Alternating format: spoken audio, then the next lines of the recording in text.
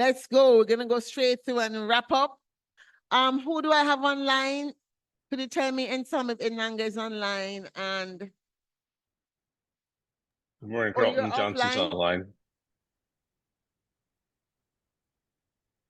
online. Michelle, Ungana, and I'm here online. Michelle Hamlin here. Patrick. Michelle Ungana. Carlton Johnson here. Patrick Asian here. Inanga Folly here.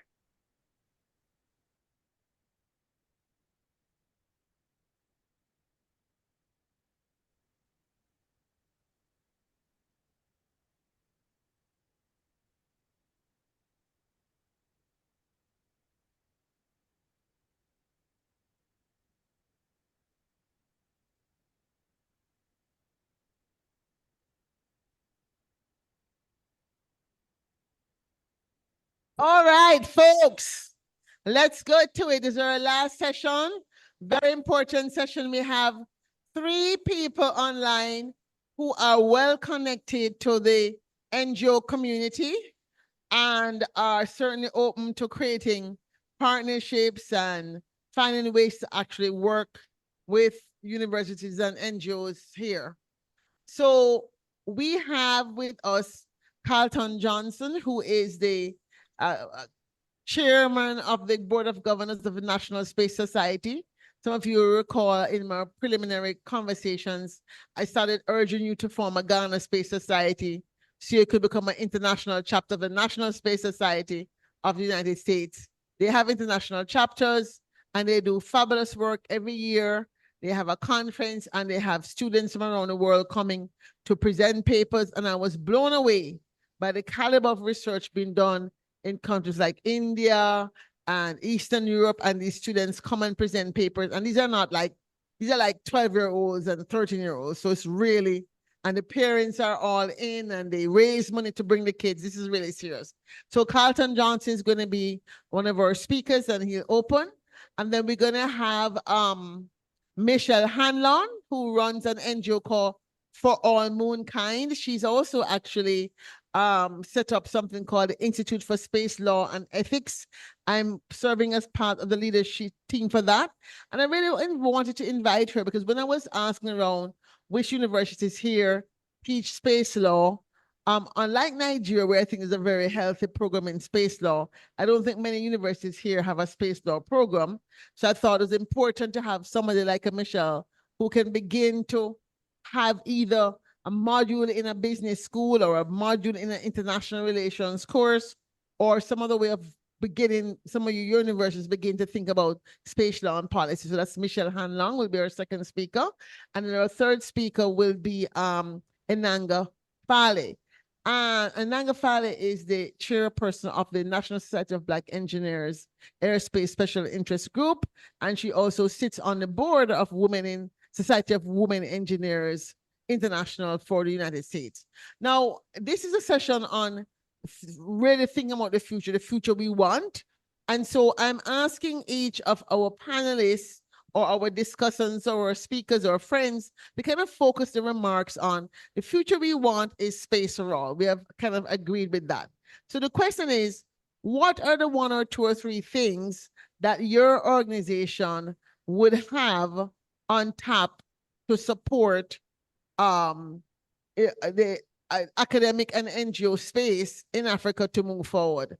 We'd like to see, if you could turn on your cameras. Okay, so Carlton, he's online. If you could turn your camera on, we can get started with Carlton Johnson. He's also serving right now as the CEO of the actual executive. So he has 2 jobs. He must be a Jamaican somewhere in there because he has 2 jobs. So I'm going to ask Carlton to begin by talking about National Space Society, the international agenda for National Space Society, and how you see NSS supporting the Ghana Space Society, which we hope will emerge out of this conference. Carlton, the floor is yours. Okay, thank you. And I'm having a little bit of a difficulty on this end with the video, so I'll just wait while that's being resolved. But if it's okay, I'll just continue to speak. Is that okay? Yes, please go ahead. Okay, excellent. So first of all, good morning, good afternoon, good evening. I am Carlton Johnson. I'm the current Chief Executive Officer of the National Space Society, and I also serve as the Chairman of the Board of Governors of the National Space Society. The organization is what we call in the US a 501c3, which is a nonprofit, and our focus is essentially to do all the things necessary to create and enable a spacefaring civilization. Now, what does that mean? When you look at space, you have low Earth orbit, you have high Earth orbit, you have in between here and the moon, you have Luna and beyond. And so part of what we do is identify the different things that need to happen to enable humanity to go forward. That involves things like space development, so the development of space, the space ecosystem, utilization of resources in space, whether that be from asteroid mining or things like space solar power. We also have a strong interest in defending Earth, and that encapsulates looking at threats that can cause an extinction event here, asteroids and so forth. And then the last part is to create that spacefaring civilization so that we can actually settle beyond Earth's atmosphere. That's kind of a lot. And when you ask the question, what are some of the things that we do to support that, especially where Africa and African nations. Oh, stand by. Looks like I can start my video now. Let's try it one more time. And good, you can see me. Looking at what African nations can do and what we can do to support. A large part of what we do is educational. And we provide a number of scholarships and event opportunities whereby people can come together, understand these things we're talking about with regards to space and space development. For example, one of the major events that we have, and we just had it in May, June this year, is the International Space Development Conference. And that happens twice a year. We invite nations from all over the world to participate, and we have a lot of students come that do demonstrations on technology, which, by the way, in my humble opinion, is probably one of the neatest things that we get to see, because when the students come forth and create their ideas and present them, it's amazing the fertility you have in their minds and what they're able to demonstrate for next generation capabilities. It's just remarkable. So we have that, and we also have something called the Space Settlement Summit, which is a by invitation only event, more focused on senior leadership. And that's where we get luminaries to come together and look at these issues that we need to address to help us get into space. So from an African nation perspective, and I'm going to segue just a little bit, both from the NSS side to some of my personal opinions. One of the questions that I get when I speak to nations about space who don't currently have space programs or are just starting, I ask them, what is their value proposition for space? And a lot of times they can't answer that. For example, one nation said, well, we're an agrarian society. We don't have anything to do with space. And my response was, well, let's look at some of the technologies that the agrarian economy is using to support what you do. And lo and behold, we found out that we're using a lot of satellite technology. We're using some robotics that some designs have come from space. So space is actually helping them in a way that they didn't know. So the conversation I start with is, A, do you want to become either a spacefaring nation or part of the spacefaring ecosystem as an actual participant going out? If the answer is no, then do you want to contribute to that in some way, shape, or form?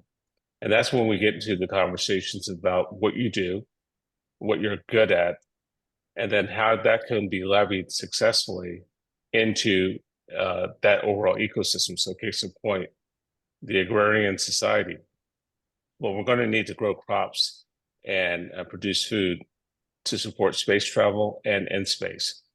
What if a nation decided that they wanted to become a test bed for zero-G type agricultural development, and there could be funding provided through conglomeration of the nations who want to support that same effort, or through a single source or private or nonprofit, what have you. That way they can participate. But one of the things I would offer to the African nations is to think about what they want to be in this greater ecosystem. They want to be an actual participant, or do they want to be a supporter? And based off of that, looking at the different things that you need to do to enable that. And whether it be the National Space Society, whether it be Ole Miss, where Michelle Hanlon is, or any other organization, tap into those resources and leverage that in a way that everybody wins. And so I'll stop talking here because I know you probably have a lot of questions, and I want to give the others an opportunity to chime in. But that's kind of a high level what we do at NSS, and open to your questions. Thank you so much. We're going to jump right in and ask Michelle Hanlon for All Moonkind, which again is an NGO that's set up to preserve human heritage on the moon. But more importantly, they have formed the Institute for Space Law and Ethics.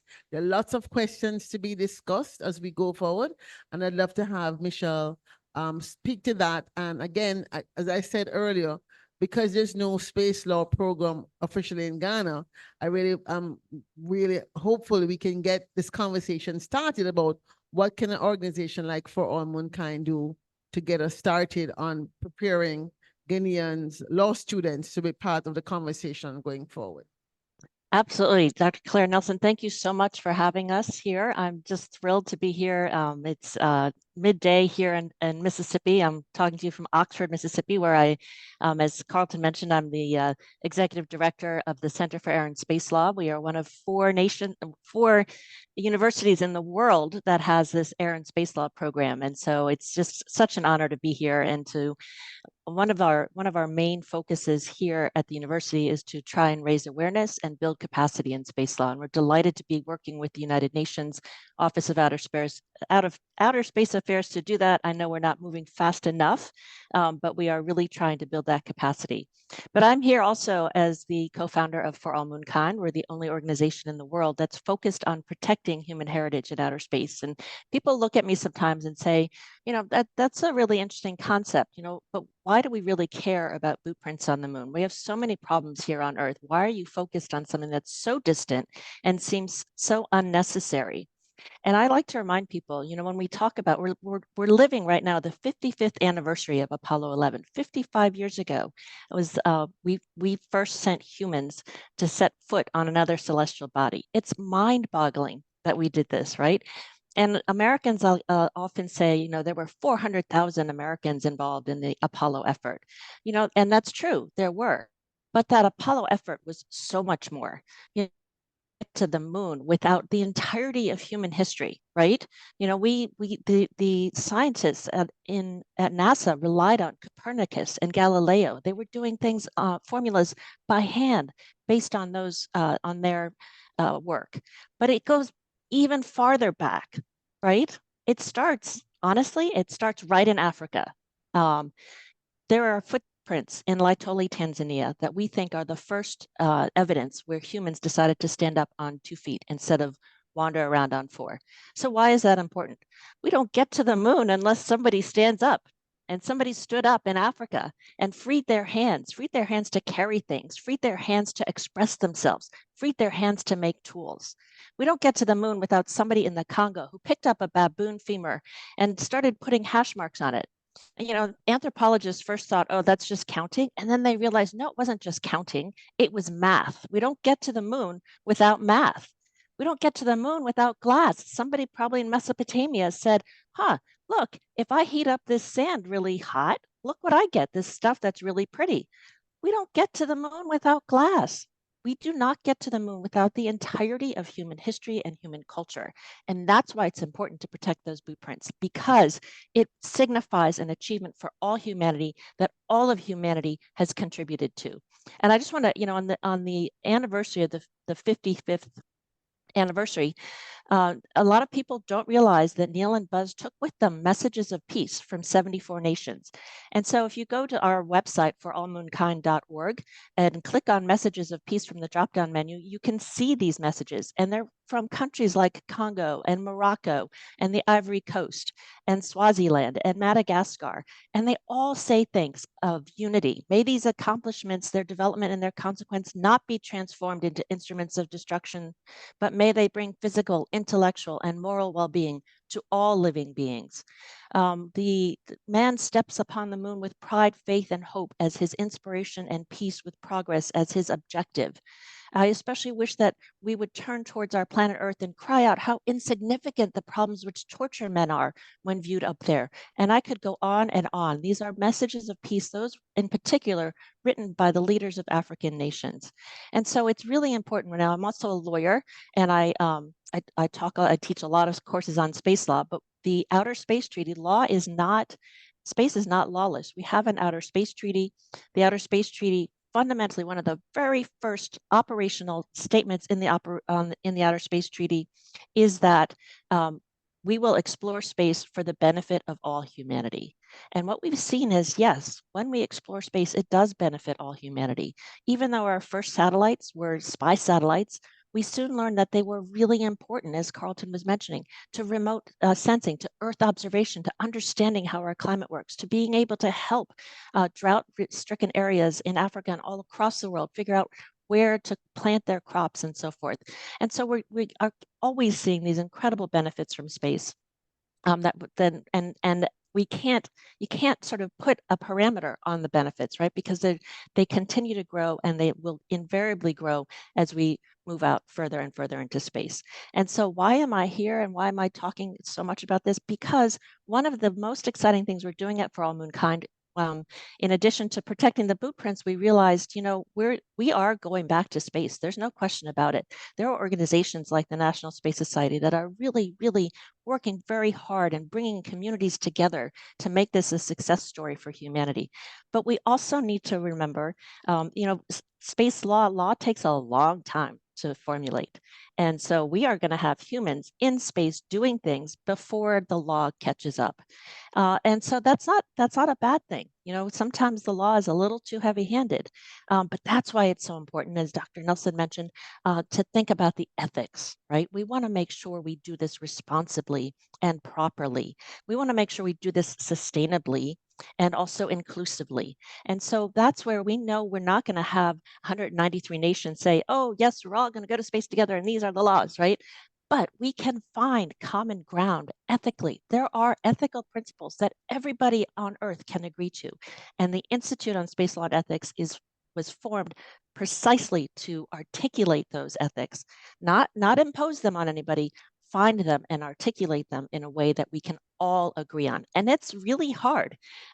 It is very hard, because even with a group of 25 people with different perspectives, trying to articulate that is very difficult, but it's really, really important. And so I'm delighted to announce that as part of the Institute on Space Law and Ethics, we are creating an online seminar, sort of lecture series, where we have our fellows putting together 20-minute lectures on the Outer Space Treaty. And so this would be a fantastic starting point for anybody, anywhere in the world, to want to learn about space law and what it means. I can hold all of space law in my hand. There's not a lot of it, and we need as many different perspectives as we can find to help us interpret it and help us take it and evolve it to what we need it to be in space. Thank you. I'll stop there. Thank you. Thank you. This whole issue of space law and ethics, I can say some of the calls that I've been on, they have been very thorny issues. We don't try to necessarily come to an agreement, but we certainly try to hear all sides. I tend to be probably the spiritual perspective person in the room. I'm always throwing up questions about new forms of laws. And I do think we really can also learn a lot from African traditions in terms of land ownership and new ways of thinking about what does future ownership look like in terms of resources from the moon or from Mars or from an asteroid or whatever. I'm sure people have different emotional attachments to the moon versus some unknown asteroid, right? Which we can't see. So all of this are things that we have to be worked out. But I do think it's important that we start thinking about how do we educate the next generation. The Summit of the Future has the Pact for the Future. That's one big document. Then it has the Global Digital Compact, the second document. And the third document is the Declaration on Future Generations. And that is where a lot of work is being done to ensure that we prepare young people for the responsibilities they're going to have as they become a spacefaring nation. So this is really critical that we think about how can we partner with a group like For Mankind to begin to put some of these pieces into programs already on the table. Last but not least, we have Ungana Fali, who is at NSB Aerospace Special Interest Group, and she'll bring a couple words about what NSB hopes to do, what NSB wants to do, but she also wears a second hat as the board member of Society for Women Engineers that also has an international program. I'm not sure exactly which one she wants to focus on today. She probably has 3 more hats, but those 2 are probably what she'll focus on today. So I'll give Ungana the floor, and then we come back and have a discussion about where do we go from here. And Ungana, the floor is yours. Thank you, Dr. Nelson. And I would just like to build upon what you said in terms of developing the next generation. When it comes to NSB Aerospace Special Interest Group, the National Society of Black Engineers is laser focused on figuring out how can we support different communities when it comes to them being a part of defining these future aerospace solutions. The Aerospace SIG was really developed as a vehicle to help develop those different generations, heavily focused on experiential learning and access to critical networks, and really being that bedrock that helps really open up the aperture of innovation and innovative thinking. One of the ways that we do this is really through 4 pillars. And so the Aerospace SIG has a technical research division. This is a division that has been created really taking a look at the landscape across the aerospace and defense industry and seeing what are some of those critical areas where the industry needs to advance. And so we've had experts across the area saying, hey, we need to look at what's happening with aerospace connectivity and protection solutions, aerospace applications, air safety, all these different aspects that are necessary specific to growing within the aerospace industry, specifically focusing on space. We have different pillars focused on those as well. And so one of the things that's very important when looking at developing that next generation is understanding what are some of those areas of need for the industry. And so NSB works really hard to make sure that we've identified those areas of need in partnership and collaboration with industry, and then also providing those opportunities for people to do research in those areas to build up their competency. In building that competency, we also look to provide platforms where students, professionals have an opportunity to present their work, collaborate through a number of different technical development forums. Really excited to be here this year. Last year, we supported the conference when their inaugural conference, and those opportunities to give people to collaborate, to think about new ideas. So we host a number of different online and in-person forums as well. From an advocacy standpoint, understanding what's going on with policy across the industry, this is where we really lean upon different organizations who have expertise in policy and look for partnership, but just making sure our members are aware. And then lastly, our outreach division. This is where you're looking at your pre-college contingent and what are some of those early career experiential learning opportunities that we can give students to help them really develop the skills that would be applicable to aerospace, but also applicable in their communities today. So for example, doing different math courses, but also leading that up into a rocket program that we support. We also have a drone program that we support. So there's a number of different projects that we do to help really sharpen the skill set. In particular to across the continent of Africa, one of the reasons I got really excited and joined NSB was a couple of years ago. I was recruiting at a conference and I ran into this specific group, this Aerospace Special Interest Group, and they were looking at what are some of the things that's happening with the space market across the continent of Africa. And so that was in around they started before I joined, but I joined in around 2010, and they were starting to do different feasibility studies. At that time, it really focused a lot on the East Africa spaceport feasibility study. Should there be a spaceport, an education center? What are some of the different tools and resources that would really make the market in that area? It was an opportunity for students in diaspora to really learn about space and also engage. One of the things that I would say is that we do a lot of work currently with Kenya. I just returned there from there for their societal benefits conference, when looking at space and how does it support society and some of the problems that we're looking to solve. Kind of leaning a little bit on some of the stuff that Carlton said, is looking at the entire space ecosystem and what are those points where you have unique capabilities or insights where you can bring that into the equation or discussion. And so we've done some work across Kenya supporting outreach initiatives with CubeSat technology in terms of just training and having contests between students in Kenya and then also students in the US. One of the things that is really important to us is looking at that partnership and collaboration. And so I think it's really exciting to have researchers based in the US working with researchers based in Africa and students and vice versa. There's an opportunity for joint membership both ways in that regard. We've done some work in Senegal in terms of supporting some different outreach events, and then also supporting some collaborations in Nigeria from an outreach perspective. They have a STEM camp that they do regularly that's actually happening in a week. And so those are some of the main things I just want to highlight, is that there's opportunities to build capacity through experiential learning. That's an area where I focus a lot of my time through NSBE and also personally through projects that I do. Dr. Nelson mentioned my engagement in the Society of Women Engineers. So the Society of Women Engineers has an Aerospace in Africa initiative. One of the things I really did with that initiative was focus on facilitating our roadmap. How do we want to grow this network that can support women engineers across the continent? And really connecting that with technology shifts. And so really looking at having that network. So they had an inaugural conference when I started with the group, and space was one of the layers that they looked at in terms of what is the future of space, who's really helping to define some of those requirements and levels of engagement. So I'll stop there. All right. All right. So thanks each and every one of you for contribution. So now you've heard 3 different aspects of how we might go forward. I'm going to start because I do this all the time.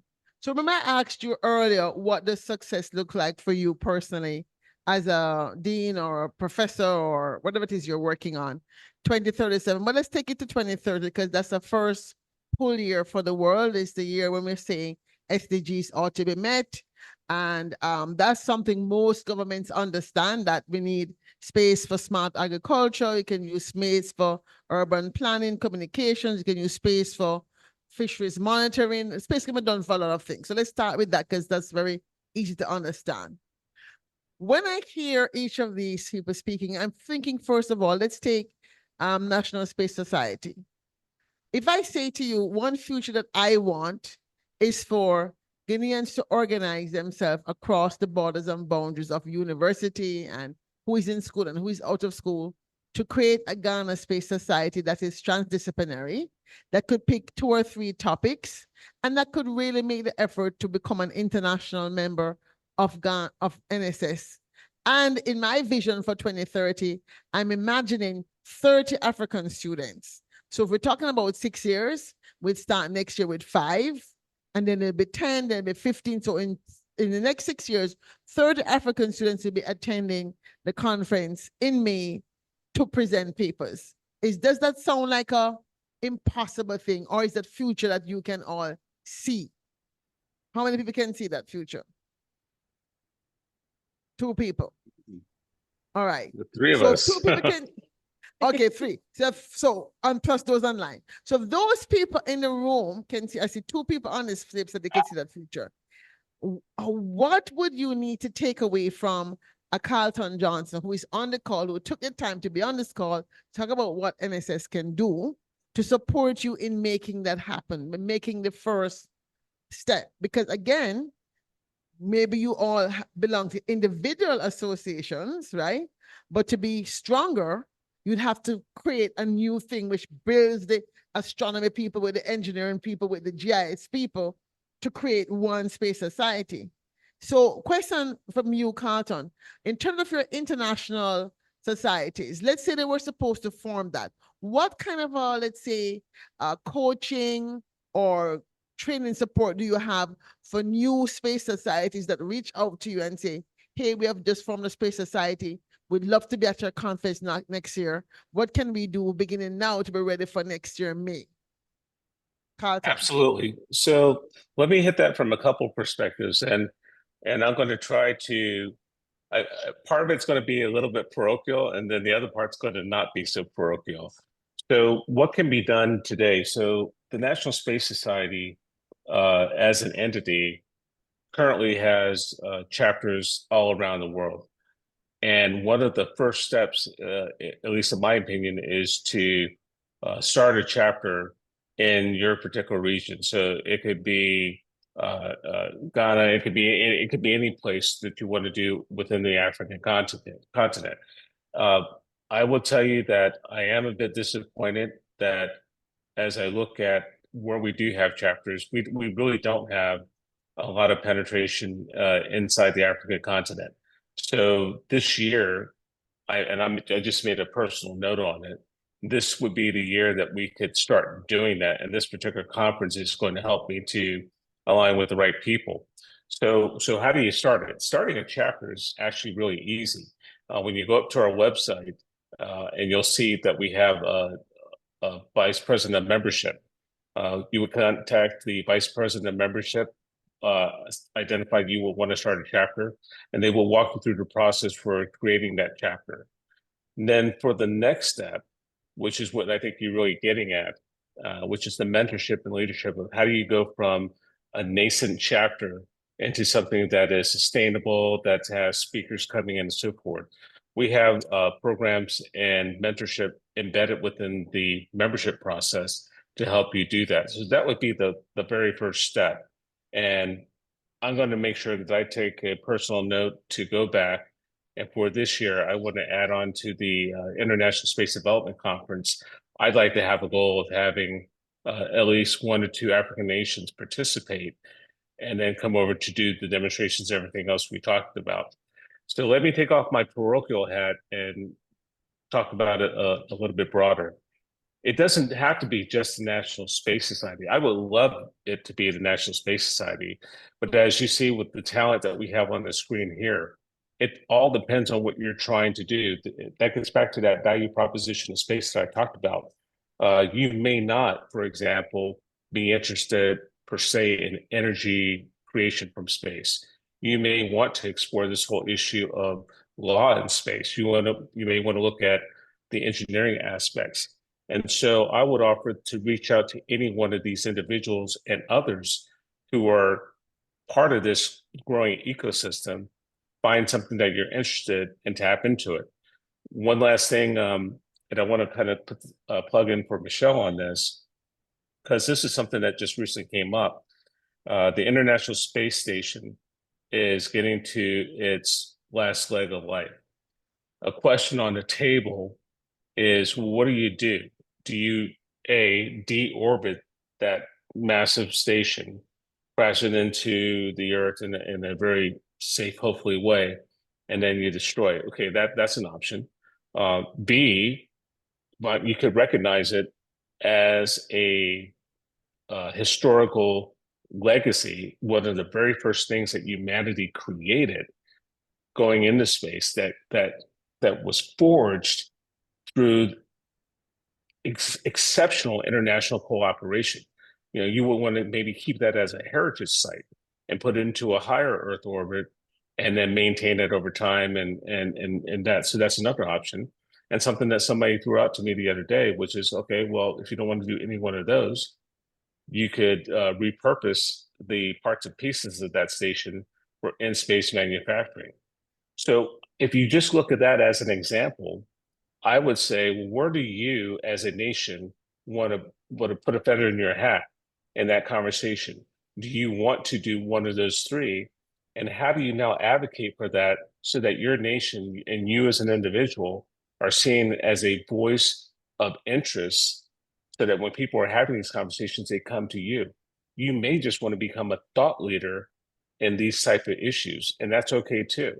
So whether it's the National Space Society and joining by creating a chapter and becoming a member, for all moonkind, for any engineering ideas, just start by reaching out and tapping those resources, identifying what you want to do, and then forge your own path forward. And the last thing I want to say is, if none of those things resonate with you, then go build it yourself. You know, build it for your nation the way that you want it to be. And now you own it, you can master it the way you want to. So you have different options. Thank you. So we come to Michelle and the Forum Moonkind process and law and ethics. And Michelle, I know we have been largely focused on the global north and the conversations we have had. But as we think about the Summit of the Future and the fact that space does have a little footnote in one of the chapters, as a matter of fact, in the process that came out of the Nairobi conference in May, I was able to enable the establishment of what we're calling a Space Matters Impact Coalition. And that's the process by which NGOs are going to follow the Summit of the Future process and comment and work together to change things. So there's lots of different people operating. There's, MV, all of these groups. But I'm thinking at coming out of this process, is there a way in which Forum Mankind could say, let's take the ECOWAS countries, for example, and create some kind of a webinar process where we deliberately say, we're going to spend maybe 2-hour, 3-hour session talking to people from the different agencies and the universities about some 2 or 3 key issues that you're working on in terms of space law and ethics that's coming down the pike. Is it something that we could, put on the table for all moonkind to take on as our network, of which I'm a member, can do to support just the introduction of space law and ethics within the context of the African universities? Sign me up. Absolutely. I think, one of the things that we talk about all the time with respect to space and I was running 2 organizations for All Moonkind and the Center for Air and Space Law. I'm constantly in need of money. I have no money, but I have a lot of passion and I have a lot of time. I don't sleep a lot. And all of the people, everybody, as you well know, Dr. Nelson, at For All Moonkind is a volunteer. We do this because we love it. We do it because it's so important. And we know that whatever decisions we make today, whatever decisions you make today in this room is going to impact the future of humanity. And that's why, again, we really need more and more voices in space. And so if there's a way that we can work together to create a webinar series and we can bring in some of the greatest space law minds, some of the greatest space ethics minds, if we look at my leadership board alone, we have Ram Jakku, one of the, primary interpreters of the Outer Space Treaty, David Kendall, who ran of the United Nations Committee on the Peaceful Uses of Outer Space. We have engineers as well, and we have scientists. We bring in Phil Metzger to talk about the lunar regolith. We can bring in specialists like Rick Tumlinson to talk about space station. We have a lot of people, and we know that they are passionate about talking about what they do, and they are really passionate about inclusion, and they are really, really concerned about those first few words in the Outer Space Treaty for the benefit of all states and for the benefit of all humankind. And so I would be delighted to work with you on creating a set webinar series where we can get people in Africa not just excited, but also contributing to this interpretation. I want to say, I started For All Moonkind with my husband 6 years ago. We have no funding. We are a wholly self-funded organization. We take donations, obviously, but donations aren't coming fast and furious. But we are now a permanent observer to the United Nations Committee on the Peaceful Uses of Outer Space. We were single-handedly, we drafted the first national legislation on protecting heritage in outer space. That passed into law in 2020. So look at yourself in the sit in this room online and think about, yes, you can make a difference. You can do it, and you can even do it without money. And you have a whole panel of people here who are willing to help you do it. And I will say also, in addition to sort of just reaching out, as you guys know, the space law and space community are very active on LinkedIn. That's a way to start just sort of dialing in and seeing what people are talking about. This is, Carlton was talking about the space station and the debate about what we should do with it. That's going on LinkedIn. Anybody can chime in onto those threads, right? Your voice can be heard almost immediately by this international community through LinkedIn. And so, I really, whatever your passion is, I really, really encourage you to just say, look, I'm just going to do this. And I think you will be surprised by how far you get. Thank you, thank you, thank you. So my last idea, and if you have any ideas, I'm going to leave the floor open for you to fill out, is for Nanga. The World Space Week is coming up in October. That might be too soon. Maybe it has to be next March in parallel with the NSB conference. But we already have done some experiments, as you know, on trying to do a Pan-African hackathon. And we discovered, because of the cost of data and all of this drama, people couldn't stay on. But I still think that in terms of creating not just a Ghana to NSB or Nigeria to NSB space, we need to figure out a way to do some kind of online program. And I think a hackathon is it. As you think about the future of NSB Aerospace, SIG, where you want to take the organization and partnership with groups like mine, can we revisit how we might really do a NSB SIG hackathon, knowing that we understand all the constraints around data costs for the average student, constraint around connectivity, and come up with some way of doing it that still will have this feeling of people participating together as opposed to the one-on-one things that we have been doing. I really want to see if we can get around that roadblock. Is this something you think we can spend some time doing, given that we have 4 universities actually in the room, and 4 from Ghana, and then 1 from Cote d'Ivoire, and then 1 from Senegal. So let's call it 6. I just think it's something we can really think about moving forward, that if we don't make it for October, we're planning for next March as a parallel event to your annual conference. What are your thoughts? What comes up for you when you hear that? So the first thing that comes to mind is, yes, most definitely, I think there is a pathway for that.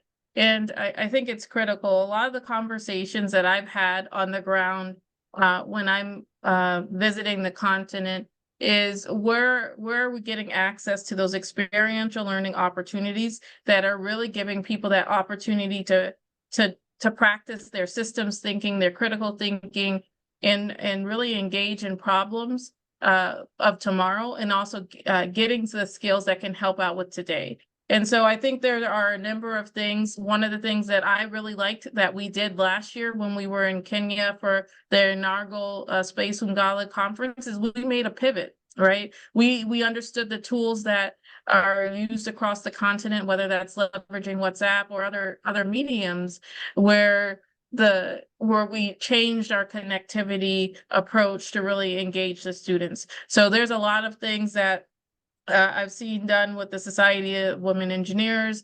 NSB has done some things. I've done some things personally that I think we can do. From a university standpoint, I do think it is an opportunity for mentorship both ways. And I want to elaborate on that a little bit. So there's many students across the US and also across the continent where when you have the opportunity to engage in problems and get that diversity of thought and approach to different problems from people from different communities, it produces better ingenuity, better engineering, and better solutions. And so I see the opportunity to have such a hackathon as an imperative to co-develop students globally. And so one of the things, as a good example, we did this on a small scale with our CubeSat project. It was actually a project between Kenya, students in Kenya, and then students in New Jersey. And so these students both were building out model CubeSats. There was an instructor doing a lesson every week, and then the students were building their models. Now, the tool sets that each student had access to were different, but what was the end goal? The end goal was that they could walk away understanding the basics about CubeSats, and then also how can CubeSats help solve problems in their community. We were connecting this particular project with the locust problems in East Africa. And so it was an opportunity to really get those students involved in that conversation. And so I am excited about the prospect of doing this hackathon. And you know, there's tons of opportunities to collaborate on that, and also to tackle real problems that are currently having. The problem that Carlton and Michelle just mentioned in regards to the International Space Station. The Aerospace SIG actually sent a formal response to the Office of Science, Technology, and Policy, recommending that the ISS be used for small business as an opportunity for a small business research center. And so one of the things we want to constantly do, so let's say that idea does go forward. Can the students, these student chapters that are both US-based and African-based, come up with ideas where they can test out small projects on the ISS? So I think the possibilities are limitless. Everybody here on the panel, we could collaborate and find a way to really kind of build this dynamic hackathon that has some impact from both just getting people excited about space, understanding how it can impact their community, and then also having some understanding of whatever you're building, probably pulling in Michelle to understand the policy impacts of a lot of that. All right. Thank you, thank you, thank you. So I've come to the end of my questions. Any last questions or comments from anybody here about what you've heard? Comments? We're going to wrap up. Any comments? You're full? Yes? You're full? Show of hands. You're full? Your stomach is full? Your soul is full? Your mind is full? Right, great. So we covered 3 specific agenda items that could happen. They've been here from 9:30 this morning. We've had 2 power outages and all kind of drama. So I think they have had a lot to think about. And so as we continue tomorrow, we'll revisit these ideas. We want to leave here on Wednesday with some concrete projects to take away. I just want to thank Michelle Hanlon for Womankind, Carlton Johnson from National Space Society, and Enanga Fale from National Society of Black Engineers Aerospace Special Interest Group for joining us and volunteering to support the vision that we have and they have to coming together to make mutually assured benefits